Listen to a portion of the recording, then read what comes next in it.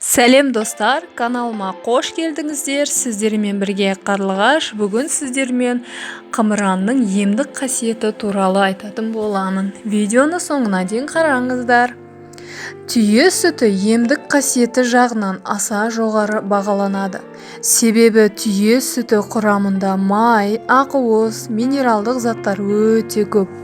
Оның құрамындағы жеке компоненттер өзгермелі болып келеді. Яғни түйенің сауылу кезеңіне, жыл мезгілдеріне, жақсы қоректендірілуіне, түр және тұқымдық ерекшеліктеріне қарай үнемі өзгеріп отырады.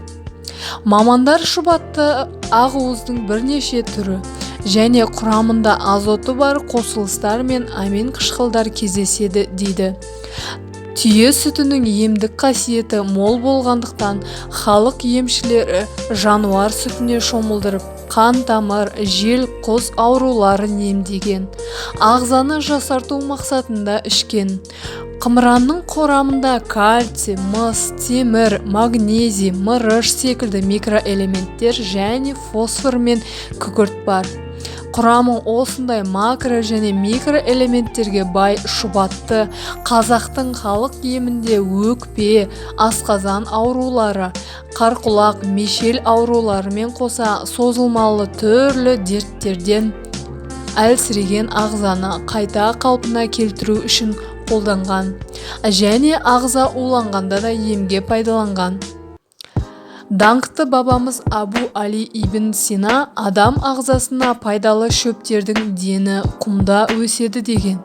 Ал түйе жануары үнемі құмда, сортаң жерде жүргендіктен тұла бойы емдік қасиетке тұнып тұрады.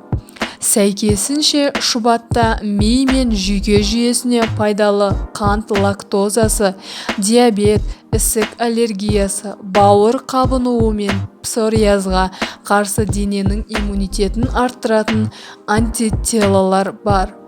Ел арасында шұбатты қымыран деп те атайды. Шұбат ол жаңа сауылған саумал деушілер де бар. Ал кейбірі қымыранды ашытылып бапталған түрі дейді. Қазақтың халық емінде әсіресе шұбат түрлі өкпе дертінің барлық түріне дертіне шипа.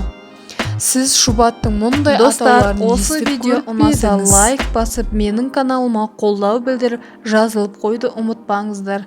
Келесі кездескенше сау болыңыздар.